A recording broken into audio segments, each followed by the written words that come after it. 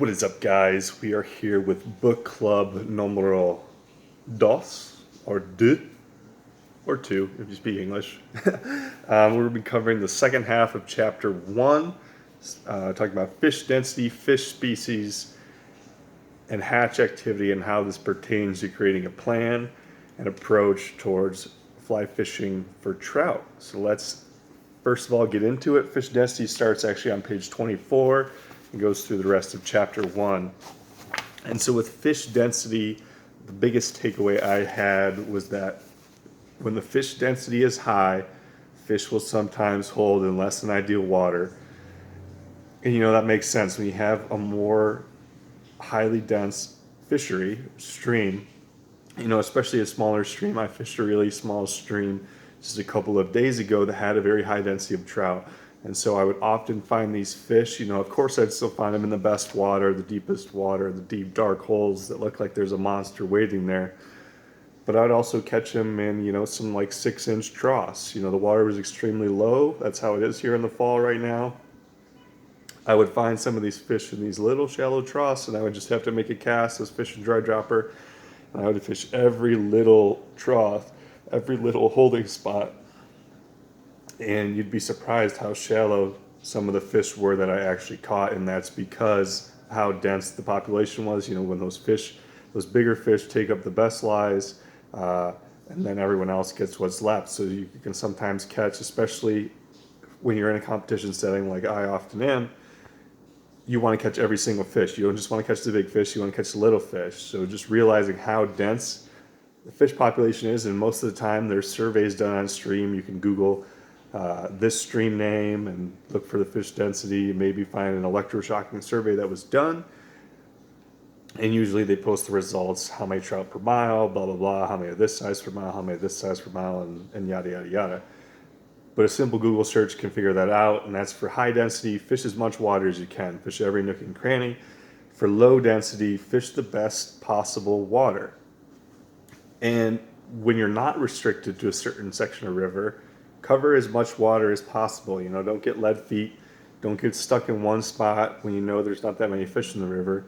Go walk, go hike, go find the best water, and that's where the fish are. And oftentimes, that's the best water. There won't be just one fish there. There'll be 2, 3, 4, 5, and maybe even more fish in that best water. And something that really stood out to me as a competition angler, taking away from Devin, who's been super successful in the competitive scene in the United States, he says he often, in competition, when he has a low density river, he finds the 3 to 5 best spots within that beat, and he rotates between them with different flies and techniques.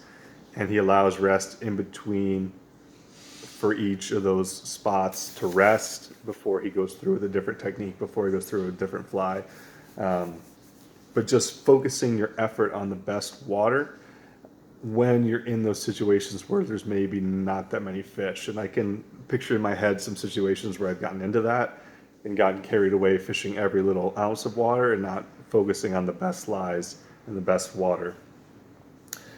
And so the next variable is fish species, and he points out that trout tend to hold in relatively similar locations, whether they be rainbows or browns, when they are separate. When rainbows and browns are separate, they tend to hold in kind of the same water, but the kicker is when you have a stream with both browns and rainbows, and maybe brook trout or maybe cutthroat.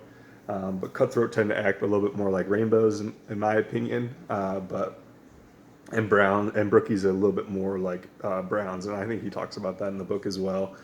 But when you have browns and rainbows combined, typically the browns will prefer the slower water, and the water near the bank along the structure, along the trees, and along the rocks. So browns, slow water, structure. And rainbows will typically occupy the faster water, and they'll also occupy the center of the river. The browns are towards the bank, the rainbows are towards the center. And this is actually something that I had in, my last comp practice video was a small stream that had rainbows, browns, and brook trout. And if you watch, I fish along that bank, along the banks on both sides, and that's actually where I caught my brown trout was along the banks, along those little slack seams that I was talking about that you want to target along the bank. As I was walking up the river, casting to the bank, that's where I was catching my browns, was along the bank.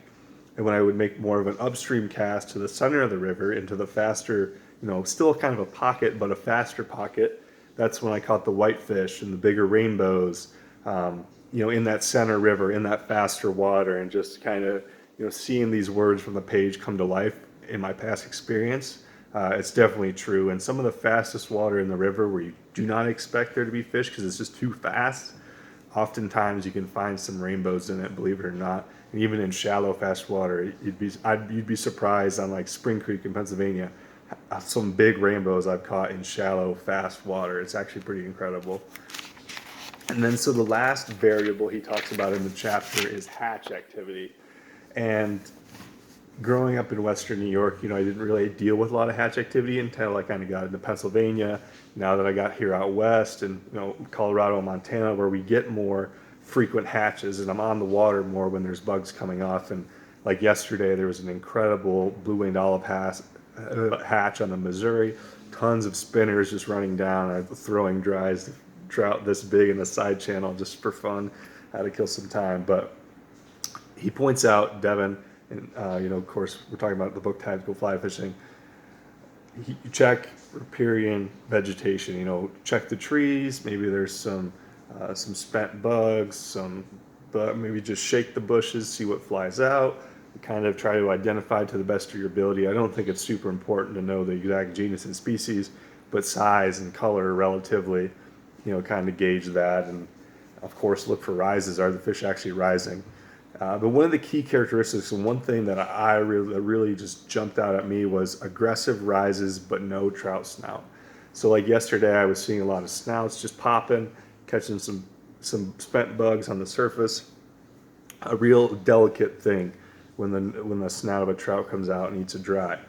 But that aggressive rise where you see like big splashes, trout are lazy, and so for them to be that aggressive and chase after a bug like that, to where they are making huge splashes, to where they are coming out of the water, they need to be excited and they need to be convinced that the payoff is going to be worth it. Because they're expending energy to go get that fly needs to be big and chunky. So oftentimes you're looking, maybe at a caddis or a larger mayfly, that are typically starting to hatch. And so, you get that excitement, you get caddis, which are typically more active dry flies. They kind of skitter along the water, to lay their eggs, they pop up and down. You get large mayflies, which is a huge, especially like green drakes, you're looking like an inch long, if not bigger, a huge meal for any trout.